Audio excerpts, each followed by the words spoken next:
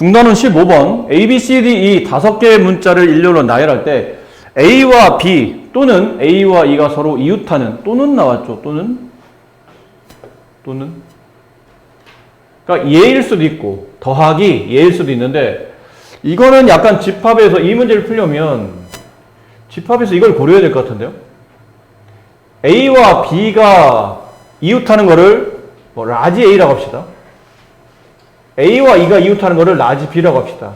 또는이니까 집합의 구조로 본다면 합집합이죠. 집합 배우셨잖아요. A 합집합 B의 개수, 경우의 수를 구하는 거니까 개수를 구하시오. 이거를 구하라는 뜻이에요. 이거 어떻게 하는지 기억나요? A 합집합 B의 원소의 개수. 일단 A의, 이거 한 번씩 여러 번 중간에 한 번씩 하는데 까먹지 맙시다.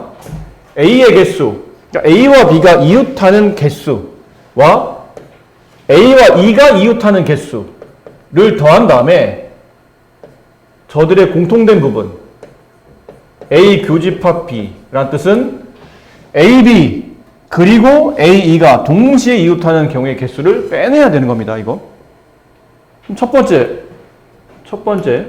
저 5개의 문자를 배열할 때 A와 B가 이웃하는 케이스. 그럼 A, B를 하나로 묶어야 되죠? A, B는 하나로 묶습니다. 그리고 나머지 C, D, E. 그럼 4개를 일렬로 배열하는 케이스 4팩토리얼. 그 중에 A, B 앞뒤에 자리 바꿈이 있어야 되니까 2팩토리얼. 됐죠? 두 번째, 이번에는 A와 E 이웃. 같은 구조겠죠? A, E를 하나 묶어요.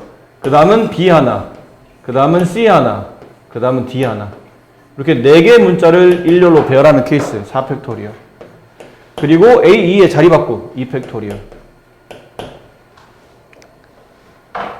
자, 근데 이렇게 되는 것 중에 지금 우리가 이제 마지막에 마무리해야 될 게 3번째가 A와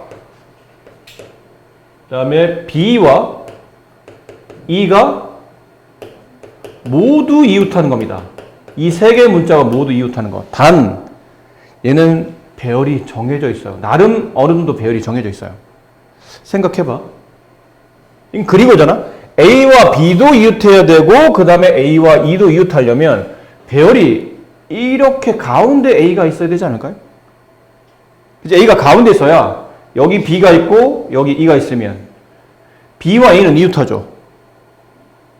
그치 한결아? B와 A는 이웃하지. 동시에 A와 E도 이웃하지. 아까 이 말은 A, B, E를 마음대로 배열하면 안 된다. 이런 거는 안 돼. 이런 거는. 이렇게 되면 A와 B는 이웃하는 게 맞죠? 근데 A와 E는 이웃하는 게 아니잖아. 이렇게 배열되면 안 되는 거야. 결론은 가운데 A가 들어가야 된다는 얘기죠. 근데 이럴 수도 있지만 어떨 수도 있죠? 이럴 수도 있겠네요. 됐니? 그럼 얘는 경우의 수 몇 가지죠? 2가지예요. 일단 2가지. 이거 아니면 이거. 곱하기. 그럼 이렇게 되면 이 2가지 중에 하나 갖다 써야 되죠? 이 두 가지 중에 하나를 선택했다는 뜻이니까. 그럼 B, A, E 이렇게 갖다 놓았다 칩시다. 이건 자리 배열이, 이렇게 이 세제 자리 배열은 고정된 겁니다. 그리고 B, A, E를 뺀 나머지 C와 D 총 3개의 집합을 일렬로 배열하는 거니까 3팩토리얼. 뒤에 더 곱해야 돼? 끝난 거야. 더 곱해야 돼요? 뭐가 끝난 거야.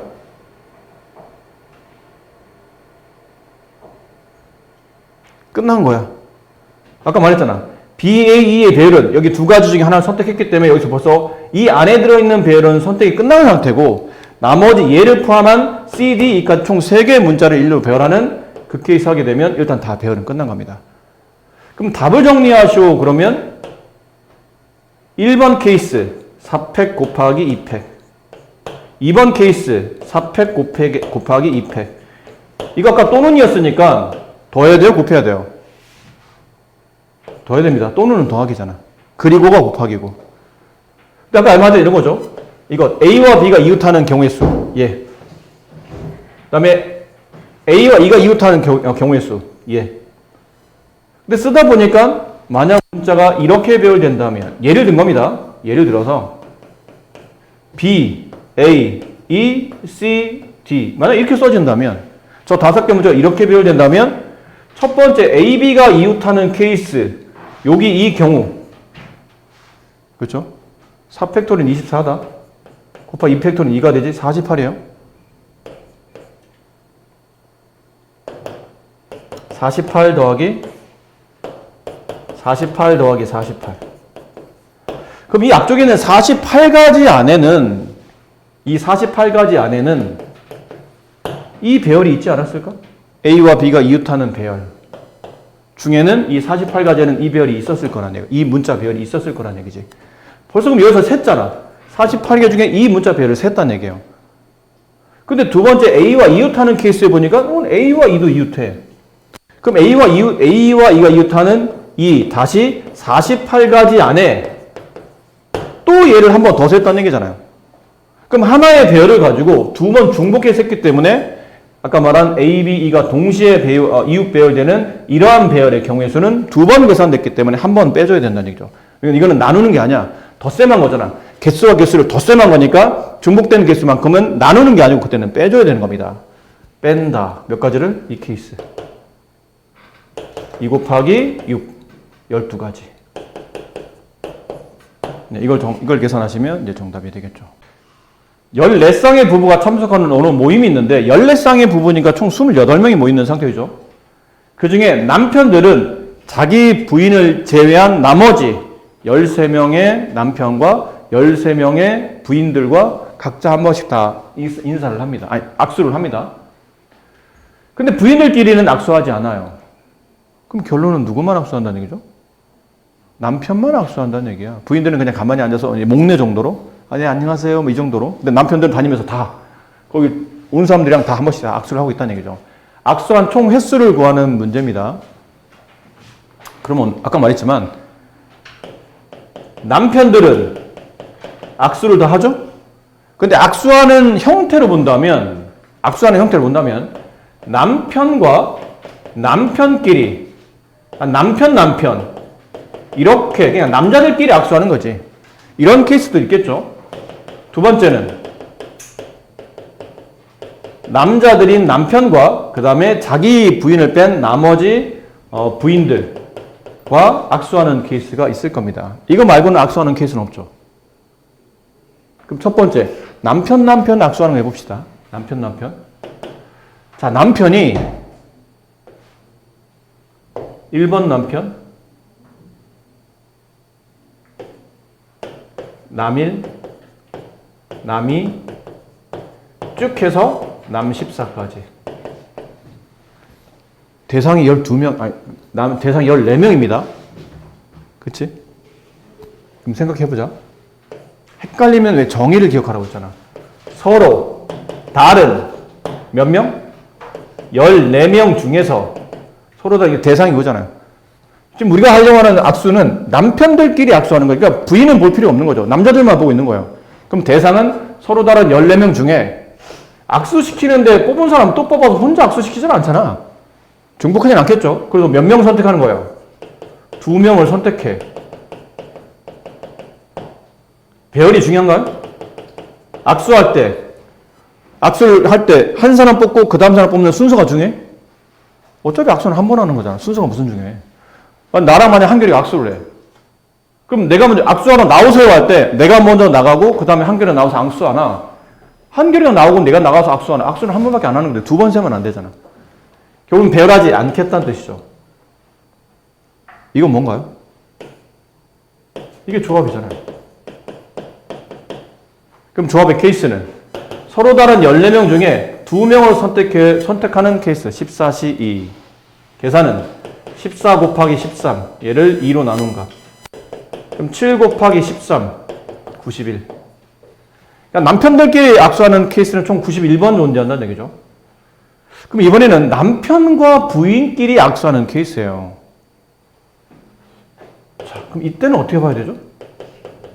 남이 쭉 해서 남 14가 있어요. 그 다음에 부인 1, 부인 2, 쭉 해서 부인 14가 있고. 이렇게 악수시켜야 돼. 그러면 남편 중에 한 명 뽑아야 되지 않나요? 남편 중에 한 명 뽑는 거니까 14시 1이라고 쓰면 되지 않을까요? 남편 14명 중에 한 명 뽑아야 되잖아, 악수할 때. 악수하러 나오세요 할 때, 남편 중에 한 명, 이런 느낌이죠. 물론 악수를 누가 이렇게 뽑아 하지는 않지만, 이거는 경우의 수니까 마치 네가 경우를 선택할 수 있는 주체자 입장으로 생각하시면 돼요. 내가 이 모임을 주최했어. 근데 서로 악수시킬 거야. 그러면, 이 남편 14명 중에 일단 한 명 나오세요 할 때 네가 고르는 케이스가 14명 중에 한 명이라고. 그럼 부인 중에 고를 수 있는 케이스는 14시 1인가요? 맞나요? 그렇지, 아니죠. 아까 문제 뭐라고 돼 있었어요? 남편은 자신의 부인을 제외한 사람과 악수를 해야 됩니다. 그럼 이 14시 1 안에 14가지 케이스 중에는 남편 1이 뽑히는 케이스가 있을 거 아니야. 근데 남편 1은 자기 부인과는 악수를 하지 않아요. 몇 명과? 나머지 13명과. 이게 아니고 이거란 얘기죠. 이렇게. 13명 중에 1명. 그럼 14명 중에 1명, 14. 13명 중에 1명, 13. 그럼 걔를 곱한 거죠? 그럼 동시에, 각자 뽑아서 동시에 압수시키는 거니까 14 곱하기 13. 14의 제곱이 196. 그래서 14 빼니까 얼마예요? 196에서 14 빼면. 196에서 14 빼면 182. 네. 그래서 얘랑 얘는 동시에 발생할 수 없죠. 남편 악수하면서 남편 부인은 악수할 수는 없잖아. 그럼 이 경우와 이 경우를 덧셈 하는 케이스니까 91 플러스 182. 그래서 얼마인가요? 273. 273. 이렇게 된다. 자, 오른쪽 그림과 같은 정팔각형의 세 꼭지점을 이어서 만들어지는 삼각형 중에 정팔각형과 한 변도 공유하지 않는 삼각형의 개수를 구하랍니다. 무슨 말인지 알아들었습니까? 무슨 말인지 알아들었어요? 예를 들면 어떤 걸 말하죠? 예를 든다면 이 말에 딱 들어맞는 삼각형을 그려본다면 뭐 이런 겁니다. 이런 건 말이에요. 그림 좀 이상한가요? 이런 걸 말해요. 이런 거. 이게 삼각형 그렸는데 저 삼각형 중에 어느 변도 정팔각형의 이 한 변, 얘나를 같이 가지고 있지 않는 삼각형을 말해요. 뭐 저런 모양이나 아니 뭐 이런 것도 괜찮겠죠. 뭐 이런 것. 아이고 이건 안 되겠네요. 뭐 이런 것들. 뭐 이런 게 이제 대표적인 예입니다. 삼각형의 세 변 중에 어느 한 변도 정팔각형의 한 변을 가지고 있지 않는 저런 삼각형. 그럼 저런 게 몇 개인지를 찾는데 이거 조금 일일이 세기 귀찮겠죠. 그래서 일반화시켜서 규칙성 있게 문제 풀어봅시다. 이런 거는 아무래도 여사건이 좀 더 편합니다. 그러니까 전체에서 이거 되는 걸 찾는 것보다는 안 되는 걸 찾는 게 오히려 좀 더 빠를 수 있기 때문에 이런 문제들은 일단 전체 경우의 수. 그러니까 이런 조건이 달리기 전에 그냥 이 안에서 만들 수 있는 삼각형의 개수 그런다면 당연히 8개 점 중에 3개만 선택하면 되지 않을까요? 8개 점 중에 3개를 선택하면 삼각형이 만들어지잖아요. 아무거나 이렇게 하면 삼각형이 되잖아요. 뭐 그런 느낌으로 83이에요. 근데 단 이제 두 번째 여사건이죠. 이거 반대 사건. 한 변도 공유하지 않은 삼각형을 찾는 게 귀찮으니까 공유하는 삼각형을 찾아봅시다.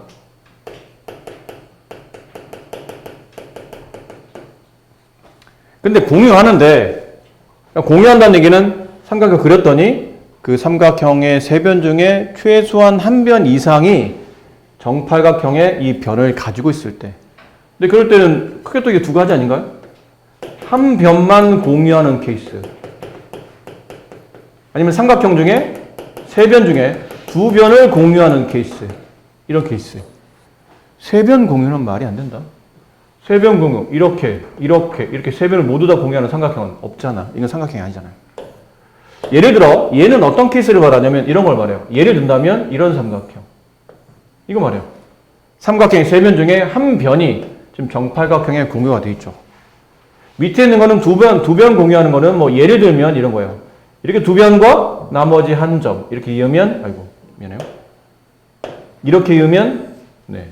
삼각형 세 변 중에 두 변이 네, 정팔각형을 공유하고 있죠. 예를 들면 이런 겁니다. 그럼 첫 번째 한 변을 공유하는 것부터 먼저 찾아봅시다. 한 변 공유. 대상을 찾아야 되지 않을까요? 한 변, 이 8개 변 중에 예를 들어 변을 가졌다. 일단 얘기해 봅시다. 그럼 삼각형 만들려면 나머지 8개 꼭점 중에 이거 2개 빼고 6개 중에 하나를 연결하면 이 상황이 발생할까요? 아니지 않을까? 왜 아니냐면 이렇게 있는 거는 괜찮죠. 저 조건에 부합을 해요. 근데 이렇게 있는 거는 윗게 아니고 밑에 거잖아요. 그러니까 한 변을 공유하긴 하는데 선택될 수 있는 꼭지점이 얘네는 안 된 거예요. 바로 이웃하고 있는 부분은 안 되는 거예요.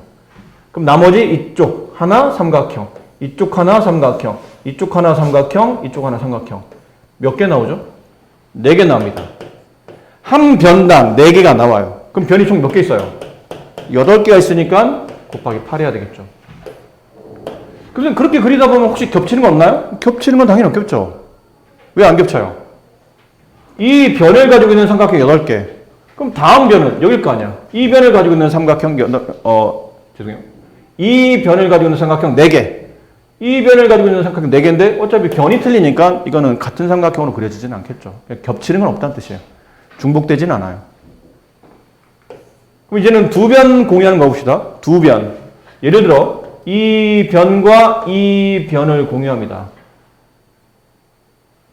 그럼 나머지 한 변은 저절로 이 두 점을 이어야 되겠죠. 이렇게. 맞니? 그럼 기준은 뭘로 잡으면 되냐면 이 꼭지점의 개수를 1번 꼭지점, 2번, 3번, 4번, 5번, 6번, 7번, 8번 꼭지점으로 만약에 얘기를 한다면 1번 꼭지점을 기준으로 두 변을 공유하려면 2번과 8번을 이은 이 삼각형 하나밖에 없어요. 그렇지? 근데 만약 2번 꼭지점을 공유하면서 지금 문제에서 원하는 삼각형 두 변을 공유하는 삼각형 그리려면 이렇게 하나, 나머지 이렇게. 이거밖에 없네요. 그럼 각 꼭지점마다 두 변을 공유하면 삼각형 그릴 수 있는 방식은 이거 하나씩밖에 없어요. 꼭지점 한 개당 하나씩. 그럼 총 몇 개? 8개밖에 없네요. 마지막 마무리는 전체 삼각형 개수에서 한 변을 공유하는 개수 32개 빼주고 그다음에 두 변을 공유하는 개수 8개를 빼주시면 이제 정답이 나오겠죠. 저 계산은 여러분이 하시고요. 네, 아셨죠? 말했듯이 이거 약간 노가다성이에요. 그러니까 그 경우의 수 문제 중에 상당히 많은 문제들은 약간 노가다성입니다. 너무 이렇게 공식에 어진해서 따닥따닥따닥 씩 집어넣었더니 답이 뚝 떨어지더라 이런 것들은 별로 없고요. 오히려 그런 문제는 쉬운 문제들이 많아요. 이렇게 막 상황을 따지고 고민하고 이거를 계산하기 위해서 문제 그대로 풀 건지 6건을 풀 건지 아니면 그냥 푼 다음에 어떻게 분류할 것인지 6건을 푼다 하더라도 어떤 식으로 이걸 뺀 나머지 6건을 어떻게 처리할 것인지 이런 걸 잘 고민하고 문제를 풀어야 되기 때문에 매 수업할 때 말씀드리지만 이 경우의 수나 확률 파트는 절대 쉬운 파트가 아니에요. 오른쪽 그림같이 합동인 정삼각형 16개를 이어서 만들어진 도형이 있죠. 이 도형의 선들로 만들 수 있는 직사각형의 개수를 구하세요. 야, 이건 또 골치 아프죠? 직사각형의 개수를 구하라는 얘기는 물어봅시다, 이거. 직사각형의 개수를 구하라는 얘기는 직사각형만 구하라는 뜻인가요? 아니면 직사각형만이에요? 예를 들면 이런 건 안 되는 건가요? 그렇죠. 직사각형 개수를 구하라는 얘기는 그럼 이런 거는 빼라는 얘기냐? 이런 정사각형은 빼라는 얘기인가요? 뭐 이런 정사각형은 빼내라는 뜻인가요? 개수에서? 아니에요.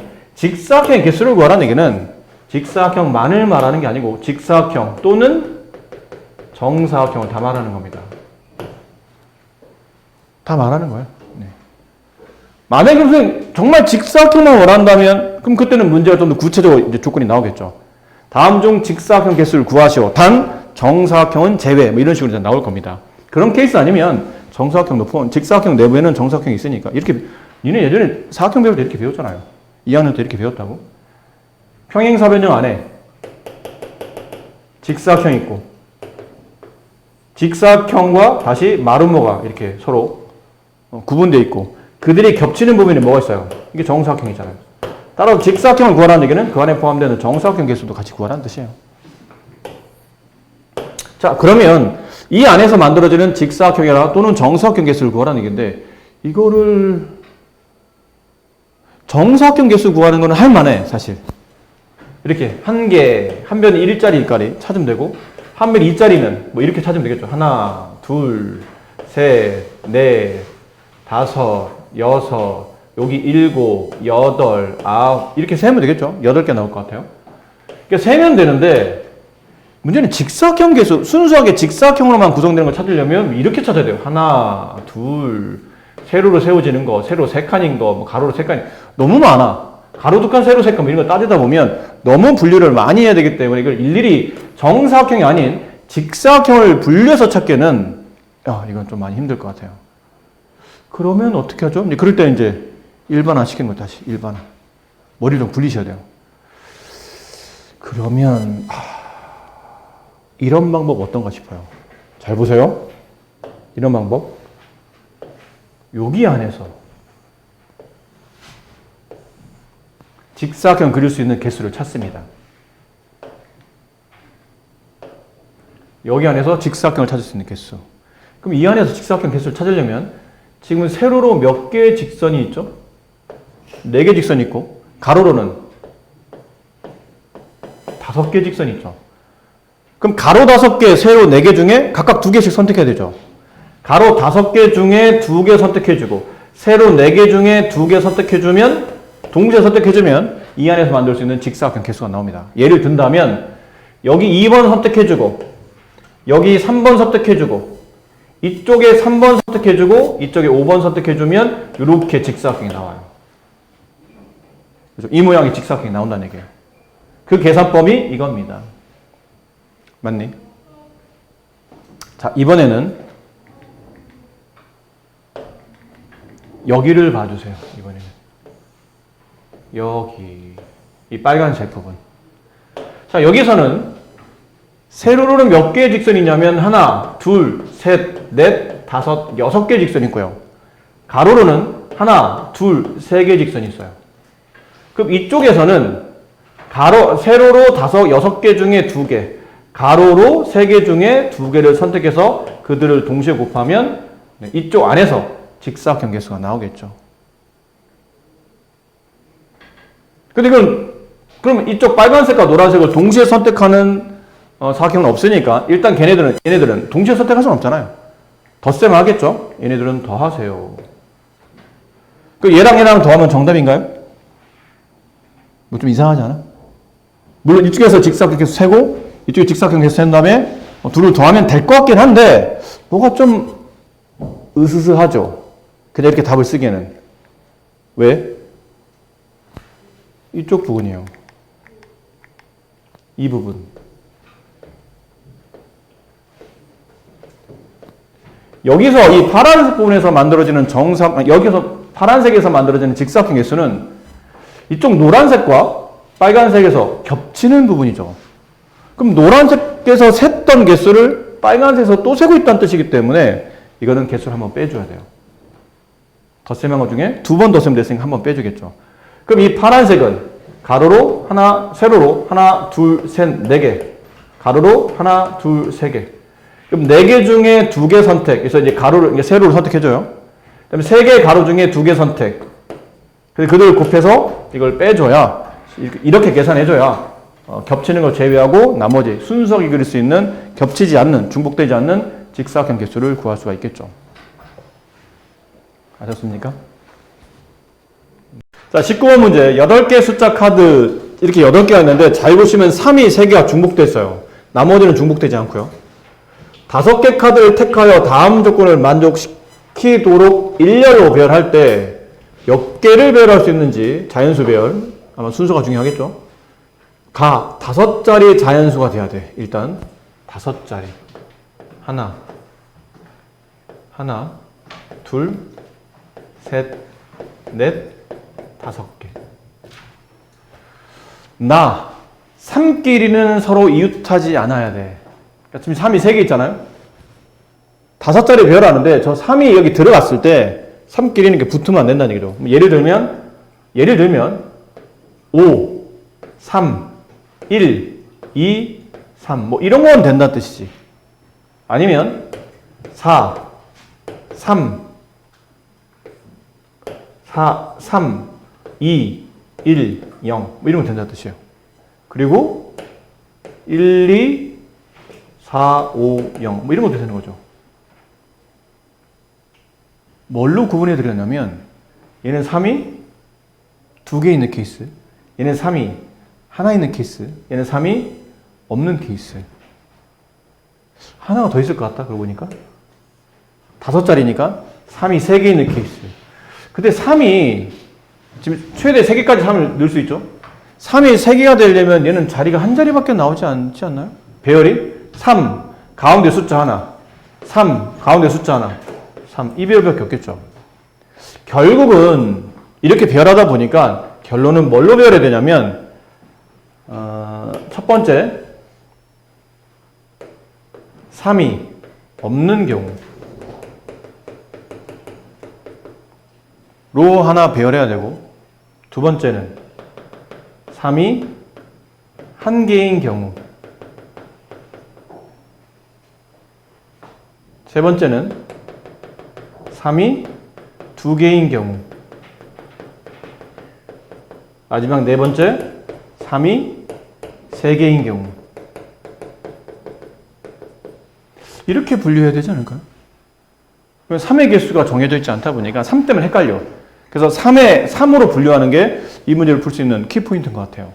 첫 번째, 3 없이 5개 자리를 일렬로 배열하는 겁니다. 그럼 맨 앞에 5개잖아요? 맨 앞에 올 수 있는 숫자는 몇 개죠? 3은 일단 안 들어오는 거야. 맨 앞에 올 수 있는 숫자는 0 못 오죠. 그럼 1, 2, 4, 5, 4개 중에 하나요. 맨 앞자리. 여기는 4개 중에 하나. 나머지 4자리. 근데 예를 드는 게 좋습니다. 맨 앞자리 예를 들었으니까. 그럼 맨 앞자리에 5를 넣었다고 칩시다. 5 빼고 나머지 4자리를 채워넣는데 5 빼고 나머지 4자리를 채워넣어요. 근데 앞에는 0을 못 넣었죠. 근데 이제는 0을 넣을 수 있으니까 0, 1, 2, 4, 4개를 이 4자리에 일렬로 배열하는 케이스니까 4 팩토리얼 이렇게 돼요. 4 곱하기 4 팩토리얼. 자, 이해를 하셨나요? 처음에 3이 없는 케이스예요. 그럼 3은 다 집었죠. 3 없이 0, 1, 2, 4, 5 이 5개 숫자를 가지고 0, 1, 2, 4, 5 이 5개 숫자를 가지고 5자리를 만드는 거예요. 근데 맨 앞자리는 0이 올 수 없으니까 0 빼고 1, 2, 4, 5 중에 하나. 그러면 경우의 수단 4가지. 그럼 그 4가지 중에 하나를 선택했다 칩시다. 그럼 5를 선택했다고 치면 맨 앞자리 5가 됐죠. 그럼 나머지 4자리는 0, 1, 2, 4 중에 아무거나 서로 다른 4자리에 중복 없이 4개수를 선택하여 그 4개를 일렬로 배열하는 거니까 4p4 계승이죠? 4 팩토리얼로 계산하시면 되겠네요. 이게 1번의 답이고요. 2번의 답은 3이 한 개 오는 케이스인데 이때부터 좀 헷갈릴 것 같죠? 이때부터 좀 헷갈려요. 3이 한 개와 근데 3이 맨 앞에 3이 오는 케이스가 있을 테고 그 나머지 4자리 3이 맨 앞자리 아니고 뭔가 맨 앞자리에 어떤 게 있고 나머지 4자리 어디인가에서 이제 3이 존재하는 케이스. 이렇게 분류할 수 있을 것 같아요. 이건 왜 나눠야 되냐면 3이 맨 앞자리에 오게 되게 되면 0이 오는 거는 고민 안 해도 되기 때문에. 근데 얘는 0이 오는 걸 고민해야 되잖아. 상황이 다른 거죠. 분류해 주는 게 좋을 것 같아요. 3이 일단 한 개 와요. 그럼 맨 앞자리 3이 왔다 칩시다. 3이 한 개만 오는 거야. 하나를 갖다 썼죠, 맨 앞자리에. 어차피 얘네들은 못 씁니다. 3은 하나만 쓰기로 했으니까. 그럼 나머지 4개 자리에 쓸 수 있는 숫자는 0, 1, 2, 4, 5. 서로 다른 5개 숫자. 여기는 서로 다른 5개 숫자 중에, 그렇죠? 중복 없이 몇 개의 수를 선택해야 되냐면 4개의 수를 선택해야 돼요. 그 다음 배열은 자연수 배열이니까 앞뒤 숫자 바뀌면 다른 숫자 되죠? 일렬 배열입니다. 이게 5, P, 4 이렇게 되네요. 3이 맨 앞자리 왔다 라고 치면 나머지 0, 1, 2, 4, 5를 서로 다른 네 자리에 일렬로 배열하는 케이스. 서로 다른 5개를 서로 다른 네 자리에 일렬로 배열하는 케이스. OP4. 그럼 이번에 이걸 계산합시다. 맨 앞자리에 3이 아니고 다른 수가 온 겁니다. 그럼 맨 앞자리에 3이 아니고 다른 숫자가 왔는데 3도 이 자리에 안 들어갈 테고 0도 이 자리에 못 들어가죠. 그럼 맨 앞자리에 선택할 수 있는 숫자는 이렇게 4개 중에 하나예요. 4개 중에 하나니까 경우의 수는 4가지가 되겠죠. 그럼 이 케이스도 맨 앞자리에 어떤 수를 넣었다고 가정합시다. 4가지 중에 1, 2, 4, 5 중에 아무거나 여기다 뭐 1을 넣었다고 칩시다. 예를 든 거예요. 그럼 나머지 4자리 중에 일단 3을 갖다 꽂아야 돼. 한 자리에다가. 그럼 3을 꽂을 수 있는 자리는 몇 자리예요? 다시 4자리죠. 3이 여기 온다. 아니면 3이 여기 온다. 아니면 3이 여기 온다. 아니면 3이 여기 온다. 경우의 수 4가지. 그럼 맨 앞자리 선택했고 3이 오는 자리 이 4가지 중에 얘를 하나 들어야 된다고 했잖아요. 이런 데 3을 꽂았다 치세요. 이 4가지 안에는 이 자리에 3을 꽂는다는 것도 있을 테니까. 그럼 남은 거는 서로 다른 3자리에 이제 숫자를 갖다 꽂아야 돼요. 그럼 1 지금 예를 든 거니까 1 하나 빠지고 3 하나 빠졌죠. 그 3 2개는 어차피 안 쓰기로 한 거니까 3은 하나만 쓰기로 했으니까 그럼 남아있는 숫자는 0, 2, 4, 5 서로 다른 4개 중에 중복 없이 3개의 자리를 선택해서 그 3개 자리를 일렬로 나열하는 거죠. 4P3 이렇게 되겠네요. 이해됐습니까? 그럼 얘도 답이 되고 얘도 답이 되는데 얘네들이 동시에 발생할 수 없죠? 이건 덧셈하는 겁니다. 물론 얘도 덧셈해야 돼요. 그럼 3이 이제 하나 오는 거는 다 계산한 것 같아요. 이제는 3이 2개 오는 걸로 합시다. 근데 얘도 그래. 맨 앞자리 3이 오는 케이스와 그렇지 않은 케이스 구분해야 될 것 같죠? 맨 앞자리 3이 왔어요. 그럼 나머지 4자리. 맨 앞자리 3이 왔다? 3은 벌써 하나 왔고 하나는 선택 안 하는 겁니다. 3개 중에 2개만 뽑기로 했으니까. 그럼 남은 거는 일단 3부터 배열합시다. 맨 앞자리 3이 하나 왔고 나머지 3 하나를 둘 수 있는 위치는 몇 가지요? 3이 여기 올 수도 있죠. 그러면 3끼리는 이웃하면 안 된다고 그랬으니까 바로 옆에 붙으면 안 돼요. 그럼 3이 여기 오거나 아니면 3이 여기 오거나 아니면 3이 여기 오거나 몇 종류죠? 3종류입니다. 그치? 3 여기 오는 케이스 아니면 여기 오는 케이스 아니면 여기 오는 케이스 3가지. 3부터 먼저 배열. 그럼 이 3가지 안에는 3의 배열이 포함됐을 텐데 나머지 한 숫자인 3의 배열이 포함되니까 예를 들어봅시다. 여기다 3 넣었다 칩시다. 상관없어요. 아무 데나 둬도 되는데 여기만 아니면 되는 거니까. 그럼 여기다 뒀다고 칩시다. 그럼 나머지 자리 남는 거는 3자리예요. 이렇게. 여기 3자리에다가. 숫자 채우려는데 3 2개 빠져나가고 남은 숫자는 0, 1, 2, 4, 5 5개 숫자. 5개 서로 다른 5개 숫자 중에 중복하지 않고 3개를 뽑아서 그 3개를 이 안에서 자리 바꿈해야 됩니다. 그게 OP3이죠. 이 문제 좀 어렵네요. 해야 될 것도 많고 정신 바짝 차려야 됩니다. 잘못하면 틀릴 수 있어요. 그럼 이렇게 되면 3이 맨 앞자리 오면서 3을 2개 배열할 수 있는 케이스의 숫자의 가짓수가 이렇게 나타나겠죠. 이거. 근데 이 케이스만 있진 않죠. 3이 맨 앞자리 오지 않을 수도 있어요. 그럼 맨 앞자리에 3이 아닌 다른 어떤 숫자가 오고 그 다음에 하나, 둘, 셋, 4개 이 자리 채웁시다. 3 2개 빼고 나머지 0 빼고 1, 2, 4, 5 중에 숫자가 하나 올 테니까 맨 앞자리로 쓰는 경우에서는 4가지예요. 곱하기 이제 3배열 합시다. 3을 이 4자리에 이웃하지 않게 2개를 배열해야 돼. 그럼 올 수 있는 케이스는 3 여기 왔다고 치면 3 맞죠? 아니면 3 이렇게 아니면 여기다 3을 배열하게 되면 세 번째 자리에 3을 배열하면 3 바로 옆으로 안 되죠? 여기 그 다음은 없네요. 나머지는 붙을 수밖에 없으니까. 그럼 경우의 수가 두 번째 자리와 네 번째 자리 3배열하는 경우, 그 다음에 두 번째 자리와 다섯 번째 자리에 3배열하는 경우, 그 다음에 세 번째 자리와 다섯 번째 3배열하는 경우 몇 가지? 3가지. 그럼 3가지 중에 예를 들어 내가 얘를 선택했다고 칩시다. 여기 3 들어갔고 여기 3 들어갔어요. 그럼 남은 숫자는 여기 숫자나 여기 숫자나 2개 남았죠.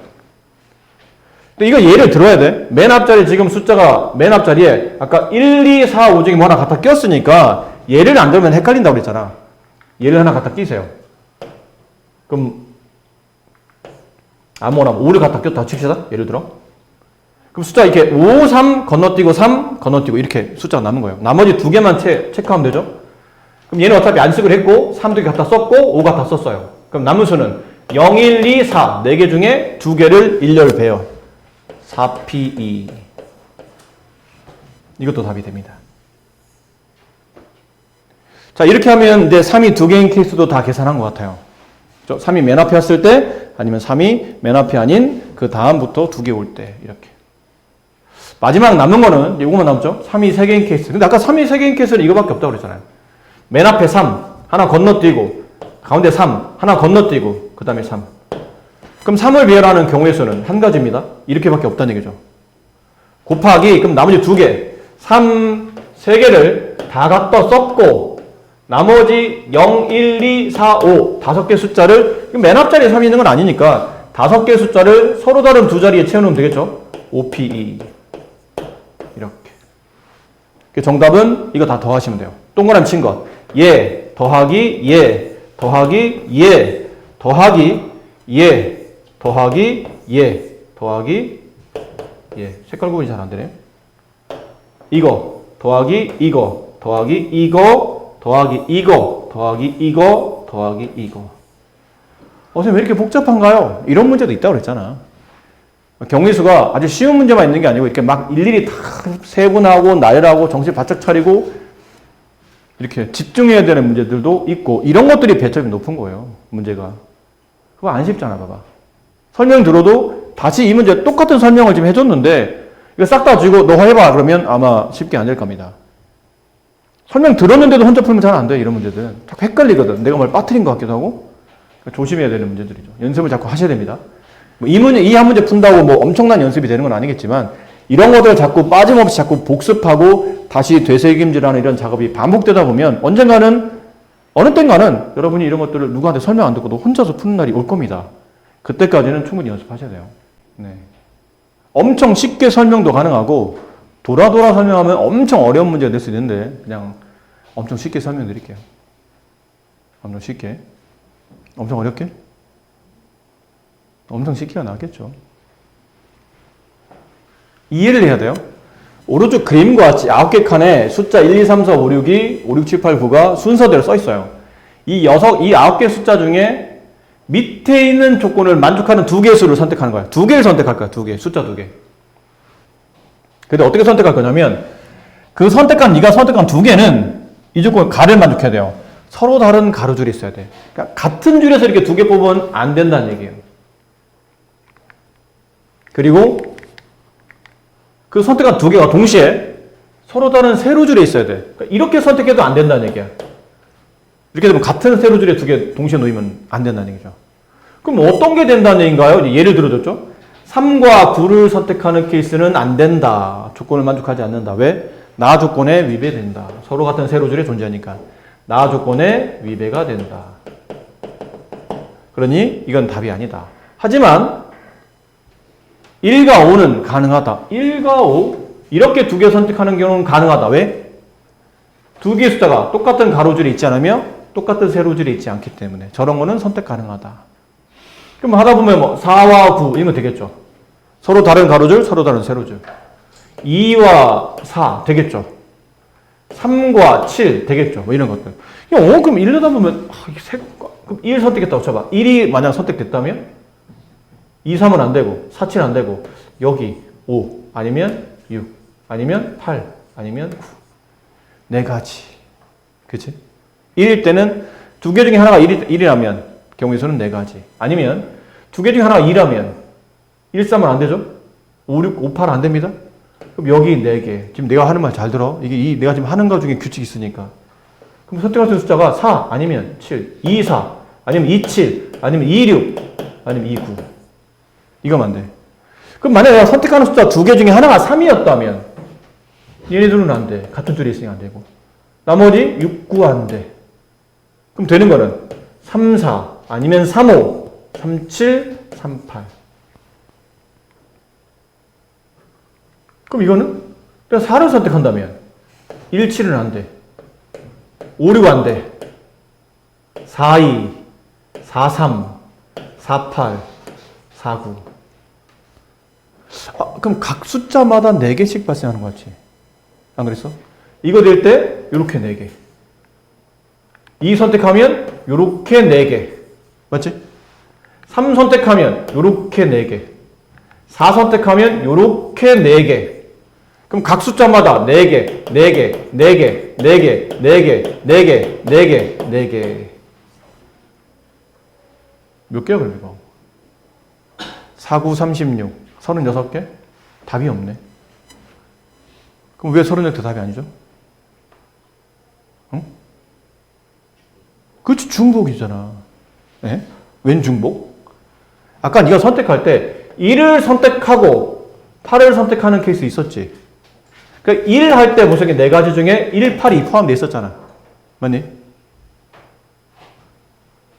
근데 8을 먼저 선택하면서 또 4가지 중에는 이렇게 4개 중에 하나니까 8, 1도 있었잖아.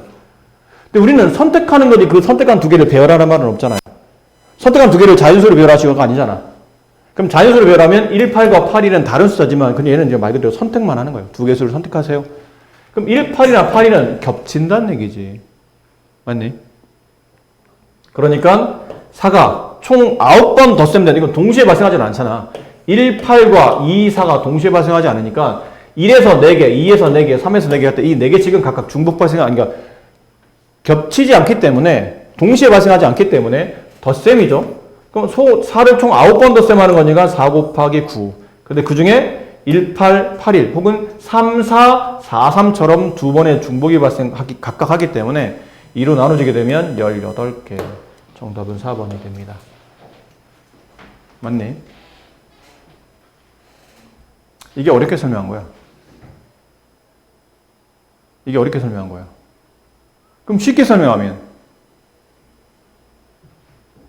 쉽게 설명하면? 봐.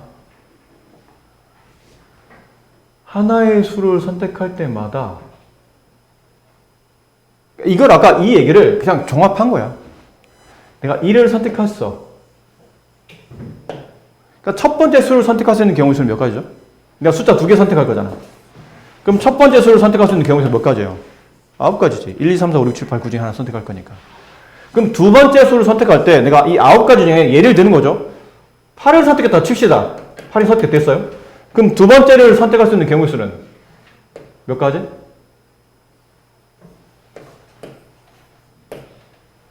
네 가지예요. 두 번째를 선택할 수 있는 경우에는 4가지. 맞니? 근데 보니까 8, 1과 1, 8은 두 번의 중복이 발생한다. 네. 아까 위에 썼던 내용을 이제 축약시킨 겁니다. 이렇게 이해하셔도 되겠죠. 알면 아주 쉬워요, 문제가.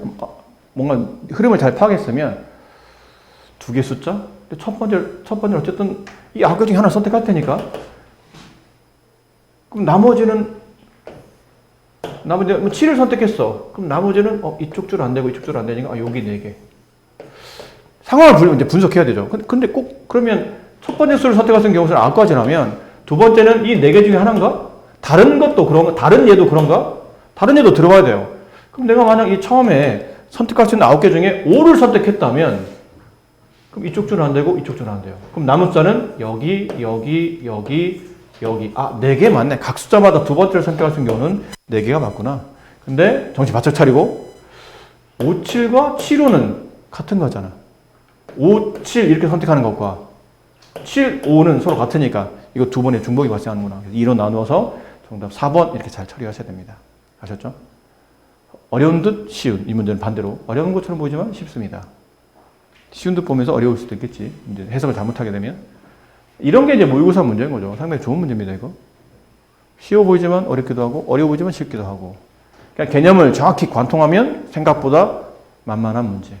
하지만 4점짜리. 고득점 문제입니다. 행렬로 이제 단원이 바뀌었죠? 행렬은 저번 시간에 잠깐 설명드렸는데, 가로줄과 세로줄이 만나는 위치에다가 수나 문자를 쓰는 겁니다. 이렇게 표현하는 것을 보통 우리가 행열이라 부르고, 가로줄을 행, 근데 첫 번째 가로줄 제1행, 두 번째 가로줄 제2행, 첫 번째 세로줄 제1열, 제2열, 제3열 이렇게 불러줍니다. 거기다가 이렇게 숫자를 갖다 쓰죠? 이 갖다 쓴 숫자들을 성분이라 불러요. 단어는 일단 익히셔야 됩니다. 처음 배우는 단원이기 때문에 당연히 용어들은 익히셔야 되죠. 받아들이셔야 됩니다. 성분이라고 불러줘요. 그럼 여기는 20 같은 경우는 뭐라 말하냐면 제1행 1열에 붙여 부를 때는 제1행 1열의 성분이라고 한글로 이렇게 부르고 제1행 1열의 성분. 기호로는 1행과 1열을 붙여서 첨자로 11이라고 써줘요. 근데 이건 성분은 약간 집합의 원소랑 같은 개념이야. 보통 행렬도 나중에 좀 이따 배우시겠지만 이렇게 대문자로 많이 표현돼요. 이렇게. 집합점 대문자로. 그럼 이 대문자 안에 들어있는 성분들은 소문자로 씁니다. 근데 얘는 첫 번째 가로줄과 첫 번째 세로줄이 만난 성분이니까 보통은 이렇게 써요. A11 이렇게. 쓰긴 이렇게 쓰지만 읽을 때는 제1행 1열의 성분이라는 뜻이에요. 행렬 A의 제1행 1열의 성분. 그럼 얘는 행렬 A의 제1행 자리가 옆으로 좀 갈게요. 제1행 2열의 성분. 30은 1행 3열의 성분. 2행 1열의 성분. 2행 2열의 성분. 2행 3열의 성분. 이렇게 표기법은 이렇게 쓴다는 얘기죠. 이렇게. 그 얘를 다른 표현으로 가로줄 2개, 가로줄이 2개, 세로줄이 3개니까 2 곱하기 3행렬이라고 부르기도 합니다. 행렬이니까 행을 먼저 말해줘야 돼요. 가로줄이 몇 개입니까? 가로줄 2개. 열, 세로줄이 몇 개입니까? 3개. 그럼 2와 3을 곱해 총 6개의 성분을 가지고 있는 행렬이라는 뜻이에요. 이해됐죠? 그럼 만약 행렬 A가 이렇게 돼 있다면요? 1행 1열, 1행 2열, 2행 1열, 2행 1열. 그럼 얘는 2 곱하기 2행렬이라고 부르기도 하고 다른 말로는 행과 열이 똑같죠? 그럼 이 성분을 이렇게 모아보면 마치 정사각형 안에 꼭지점 4개다 성분을 배열한 것처럼 보이기 때문에 2차 정사각행렬이라고 부르기도 합니다. 그러니까 정사각행렬이라는 단어를 쓰려면 행과 열의 개수가 똑같아야 돼요. 2차 정사각행렬, 3차 정사각행렬, 4 곱하기 4, 총 16개의 성분을 가지고 있는 정사각형 모양의 행렬은 4차 정사각행렬 이렇게 이름을 불러준다. 그래서 그런 이름에 대한 이해만 잘하면, 처음에 용어에 대한 이해만 잘하시면 초반부는 뭐 그렇게 대단히 어려울 거 없어요. 근데 여기 보면 이제 한번 내용을 읽어봅시다. 저번에 말했던 행렬 언제 배웁니까? 라는 건데 지금 나온 것처럼 두 가게 A, B에서 하루 동안 판매되는 음료수의 개수가 오른쪽 표 같아요. 그러니까 A 가게는 비타민이 70개, 탄산수가 120개, 에너지 드링크는 50개. B 가게는 비타민 음료수 60개 팔고 탄산수 95개 팔고 에너지 드링크를 85개 팔아요. 그러니까 이거를 하나의 뭐로 표현할 수 있냐면 이렇게 좀 긴 문장이나 복잡한 표를 가볍게 이렇게 행렬로 간단하게 바꿔줄 수 있다는 뜻입니다. 지금 물론 행렬 하나만 표시했지만 이제는 막 2개, 3개씩 붙여서 계산하기도 해요. 그러니까 이런 식으로 우리 일상생활에 복잡한 표나 복잡한 표현들을 가벼운 이런 수학적 기호인 행렬을 통해서 간단하게 처리할 수 있다인 거죠. 아셨죠? 됐습니까? 네. 밑에 보면 뭐 이런 표현도 있잖아요. 여기 7, 120, 50이라는 거는 70, 120, 50이라는 거는 가게 A의 그날 종류별 음료수 판매 개수를 나열한 거고 세로줄인 120, 95 네, 2열이죠. 2열. 2열에 나있는 거는 뭐냐면 가게 A의 탄산수 개수, 판매 개수, 가게 B의 탄산수 판매 개수를 따로 이렇게 따로 이렇게 모아서 쓸 수도 있다. 그래서 각각 열과 각각 행이 뜻하는 바가 다르다는 얘기죠. 맞니? 70, 60, 요 위아래 2개 숫자 있죠. 70, 60이 뜻하는 바는 가게 A의 비타민 음료수의 판매 개수 70개, 가게 B의 비타민 음료수 판매 개수 60개를 뜻하는 표현이 된다는 거죠. 그런 표현들 잘 익혀둬라. 행렬의 성분 아까 말씀드린 것처럼 이렇게 표현합니다. 이건 좀 직접 써드릴까요? 뒤에 어차피 나오는 내용이라. IJ가 뭡니까? IJ라는 글은 이제 앞으로 많이 쓰거든요. 행렬에서 많이 써요. 꼭 IJ만 쓰는 건 아니지만 IJ를 좀 주로 많이 쓰는 이유는 앞쪽에 알파벳들이 보통 그 성분으로 많이 들어가 있거든요. 알파벳 A, B, C, D가 성분으로 많이 들어가다 보니까 걔랑 안 겹치게 만들려고 하다 보니까 행렬에 가로줄과 세로줄의 숫자를 지금 이제 일반화시킬 때 IJ라는 숫자를 많이 쓰는데 아니어도 상관없다. 그래서 행렬 A에 I행과 J열이 만나는 성분을 행렬 A의 IJ 성분이라 말한다. 뭐 예를 들어 행렬 A가 있죠. 이렇게 여기 10, 20, 30, 40, 50, 60, 70, 80, 90, 100, 110, 120 뭐 이렇게 되어 있는 행렬이 있다고 칩시다.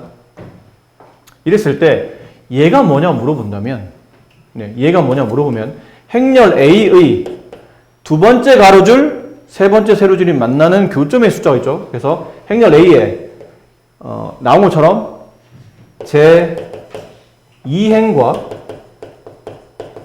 제 3열의 성분이에요. 근데 말이 너무 길잖아. 줄였을 때 이런 기호를 쓰고 혹은 이렇게 쓰기도 한다. 2,3 성분 이렇게 쓰게 돼요.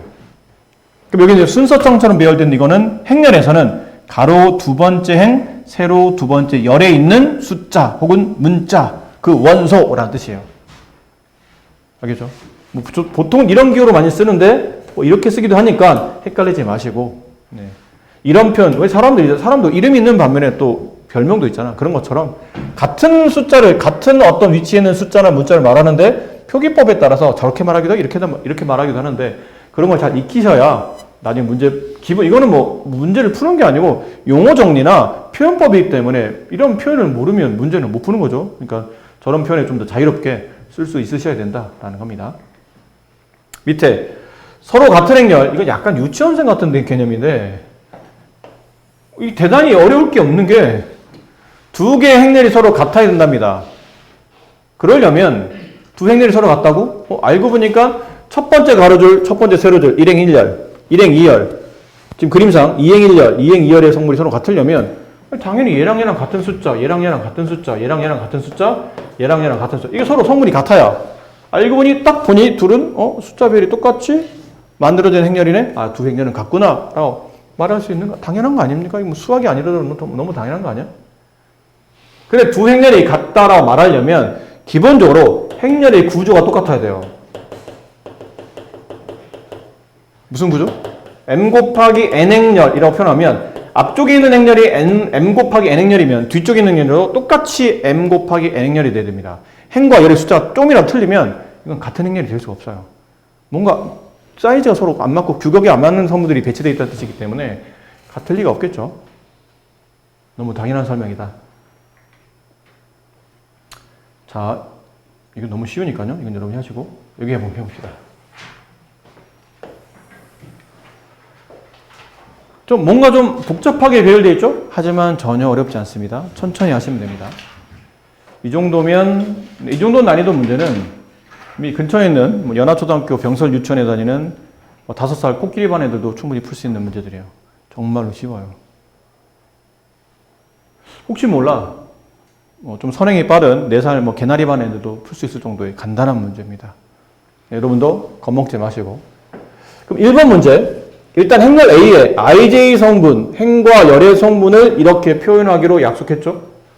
이럴 때 행렬 A를 각각 구하시오. 1번 성분을 쓰라는 얘기예요. A, I, J 성분 쓸 건데 그 성분은 이 규칙에 따라 쓴다. 행의 성분의 행의 숫자에 3 곱하고 열의 숫자를 뺀 게 그 행렬의 성분값이다. 단 오른쪽에 I는 1, 2, 3, J는 1, 2 이게 무슨 말이죠? 행은 몇 개 있다는 얘기예요? 3개 있다는 뜻이고 열은 2개 있다는 뜻이에요. 따라서 행렬 A는 3 곱하기 2행렬로 표현되어 있다.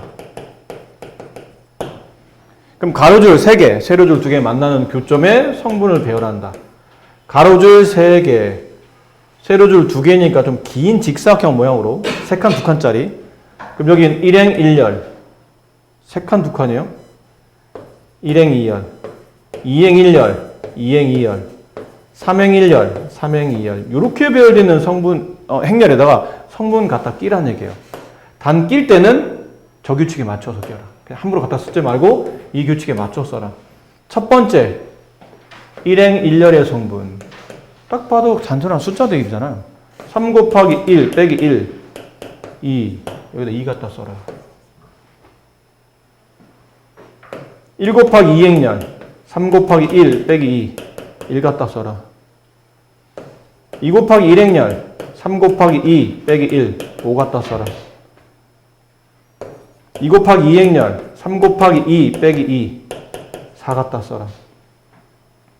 3 곱하기 1행렬 3 곱하기 3 빼기 1 8 3 곱하기 2행렬 3 곱하기 3 빼기 2 7 갖다 쓰시면 돼요. 2 1 5 4 8 7 이게 행렬 A다. 거 봐. 이 정도면 5살 코끼리 반에도 풀 수 있잖아. 너도 유치원 다녔잖아. 초반부는 그랬죠. 이것도 애들 장난이죠. 아, 수학을 장난이라고 표현하면 좀 그런가요? 네, 애들 놀이죠. 쉽습니다. 네. 놀이에요, 놀이. 한번 놀아봅시다. 정말 쉽게 놀아볼 수 있는 문제죠. 눈만 있으면 풀 수 있는 문제. 자, 두 행렬이 서로 같다라는 표현이죠. 행렬이 같다, 성분이 같다. 1행 1열, 여기 1행 1열. A 플러스 B는 2랑 같다. 2행 1열, 1행 2열, 1행 2열. C와 ED는 같다. 2행 1열, 2행 1열. C 플러스 D는 6이다. 그럼 얘네들이 연립될 것 같죠, 왠지? 마지막 2행 2열, 2행 2열. 3A는 B 플러스 2랑 같다. 얘네들이 연립.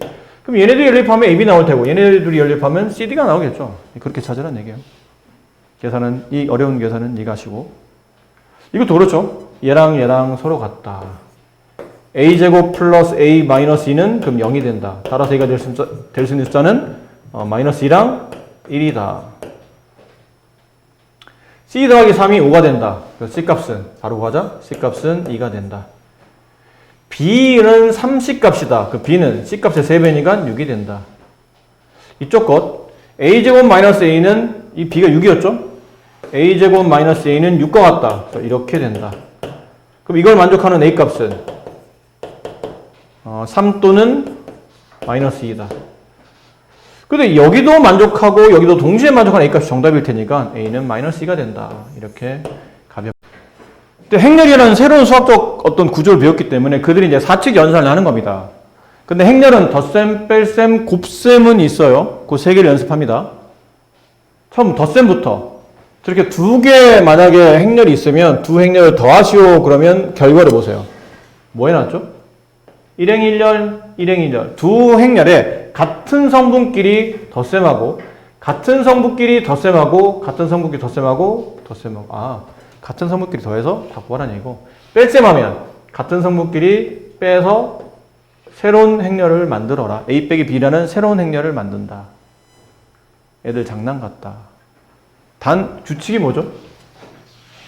A와 B 행렬을 덧셈과 뺄셈을 하려면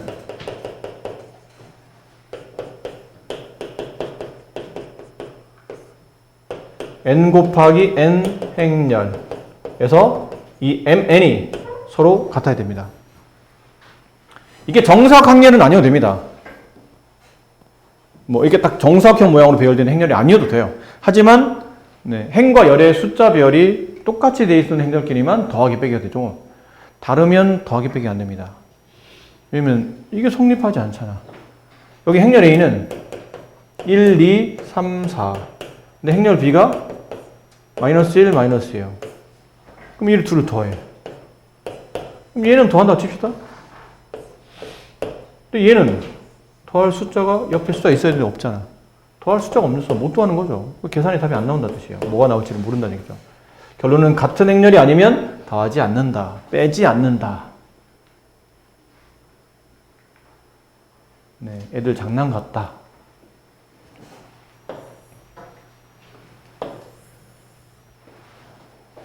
행렬도 덧셈에 대한 기본적으로 우리가 알고 있는 교환법칙, 결합법칙이 성립합니다. 그러니까 행렬끼리야. 여기는 대문자는 행렬이죠.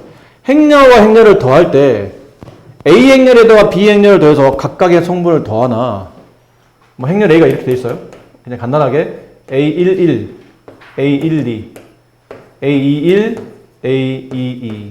행렬 B가 B11, B12, B21, B22인데 이걸 A에서 B를 더하시오 그러면 이렇게 더하면 되겠죠. 이런 식으로 배워야 되겠죠. 근데 행렬 B에서 행렬 A를 더하라면 그때는 이렇게 써질 겁니다. 차이가 있나요? 어차피 얘를 이렇게 A에서 B를 더하나 B에서 A를 더하나 답이 똑같지 않을까요? 덧셈은 교환이 성립하잖아. 그럼 행렬끼리도 교환이 성립한다는 뜻이에요. 결합은 성립합니까? 뭐 당연히 성립하죠. 덧셈 자체가 이렇게 두 개 행렬을 더한 다음에 C라는 행렬을 더하나 BC를 더한 다음에 나중에 A 행렬의 성분을 더하나 어차피 답은 똑같이 나오는 거죠. 어차피 그 안에 성분께 또 이 규칙대로 갈 거 아니야. 누구부터 먼저 더하고 누구부터 계산할 것이냐기 때문에 덧셈이 기본적으로 교환이나 결합이 성립하듯이 행렬의 덧셈도 교환, 결합이 성립한다. 단 뺄셈은 성립하지 않죠.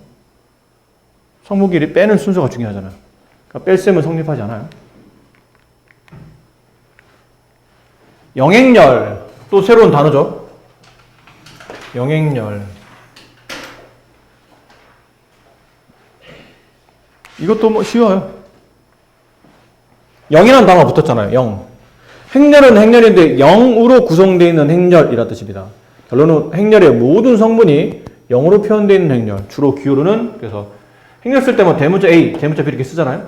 근데 얘는 행렬의 성분이 숫자 0인데 이건 5야, 5. 사실 0이 아니고 대문자 5인데 그냥 모양상 그렇게 좀 규칙적으로 서로 연관성 있게 쓰려고 하다 보니까 대문자 5지만 행렬의 성분이 모두 0으로 배열되어 있는 성분, 행렬.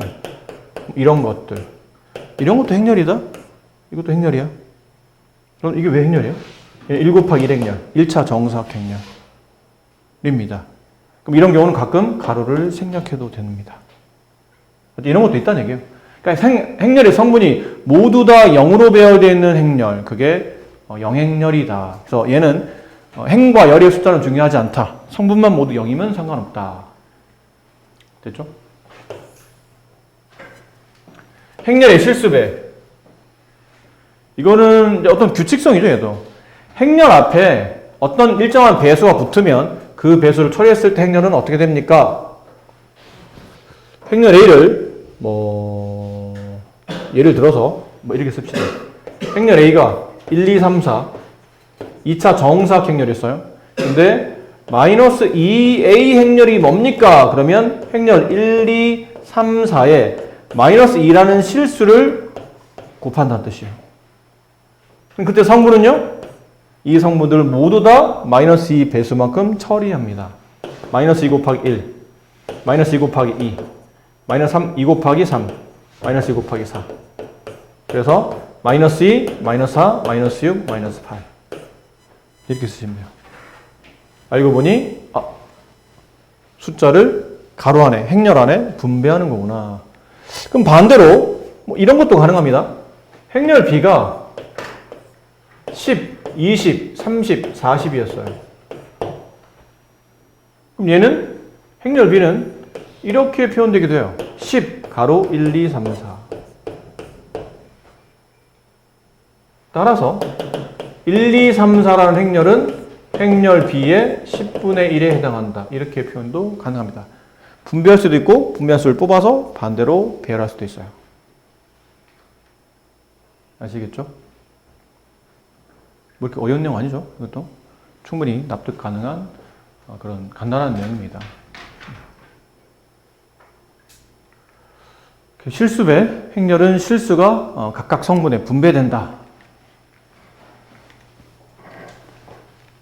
실수배의 성질. 실수배는 약간 곱셈의 개념이기 때문에 실수와 행렬을 곱셈할 때 그때는 1번이 뭐냐면 두 개의 실수를 행렬에 각각 곱하는 거예요. 그러면 실수를 먼저 곱한 다음에 한꺼번에 행렬 A의 성분에다 분배하나 먼저 한 숫자를 행렬 A에 분배하고 나머지 숫자를 또 분배하나 똑같다라는 거죠. 무슨 말이냐면 이거 꼭 내가 해야 되나 싶을 정도로 아주 간단한 내용이에요. 행렬 A에 숫자 2와 3이 곱해져요. 근데 행렬 A가 1, 2, 3, 4였어요. 이렇게 돼 있었어요. 그럼 얘는 계산법상 2 곱하기 3, 2 곱하기 3이니까 6이겠죠? 6 곱하기 1, 2, 3, 4. 그럼 답을 구하면 6, 12, 18, 24 라고 써지겠죠? 근데 이러지 않고 얘를 먼저 계산한 다음에 2 곱하기 3 곱하기 A 행렬 A 먼저 3을 곱해요. 3, 6, 9, 12 그럼 나중에 다시 2를 분배하죠?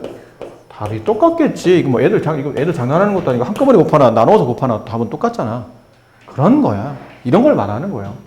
그래서 숫자를 먼저 한꺼번에 다 곱해서 분배하나 필요한 숫자를 먼저 분배하는 건 나중에 추후에 다른 숫자를 분배하나 답은 똑같다. 알겠죠? 얘도 그래요. 이거 행렬 A를 이렇게 분배하는 거죠. 이렇게 분배하는 겁니다. 그렇게 해도 되고, 혹은 이것도 숫자가 행렬 2개 있죠? 숫자를 분배해도 괜찮고, 행렬을 분배해도 괜찮다. 2 더하기 3, 행렬 A. 2A 더하기 3A. 마치 문자식 처리하듯이. 아니면 3 곱하기 A 행렬 더하기 B. 얘는 3A 행렬 더하기 3B 행렬. 왔다 갔다 양쪽으로 다 가능하다는 뜻이죠. 분배해도 되고 모아줘도 되고. 얘는 행렬 A를 마치 뭐로 보냐면 인수분해 하듯이 공통인수네 A 빼고 2와 3을 더하 이렇게. 얘도 분배. 공통인수 실수 3이 있네? 그럼 이렇게 반대로 묶어서 가도 되고. 됐죠? 이건 물론 가운데 더하기 빼기 다 됩니다. 빼기. 그럼 얘도 빼기. 이게 빼기? 그럼 얘도 이제 가운데 빼기 이렇게 하겠죠. 앞뒤 순서 바꾸는 게 아니고 그냥 분배만 한 거니까.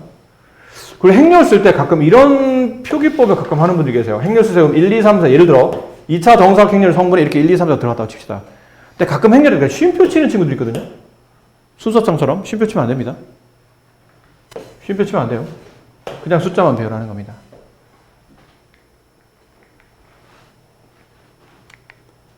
네. 최근에 우리가 배우는 고등학교 수학 중에 어떻게 보면 제일 쉽죠, 이거? 뭐라고 있나 싶을 정도로 이게 고등학교 수학이 맞나 싶을 정도로 굉장히 쉽죠.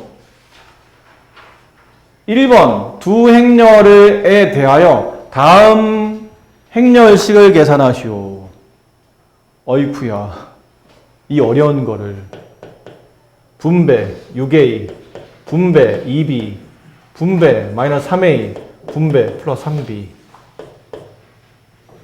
얘랑 똑같은 A 행렬로 배열되어 있죠.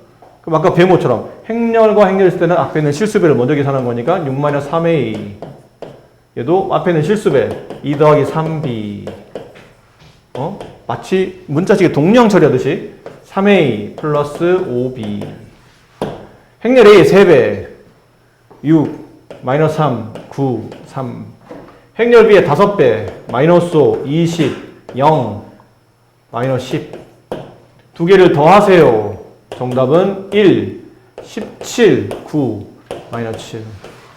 이런 거를 지금 우리가 고등학생이 풀고 있는 거죠. 네, 생략할게요. 이제 나머지 풀이는 여러분이 알아서 하시고.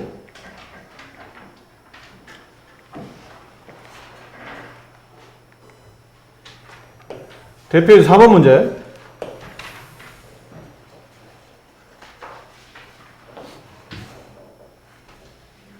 다음 물음에 답하시오.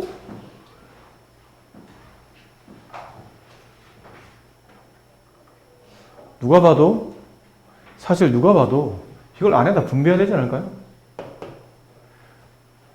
왜 그래야 되죠?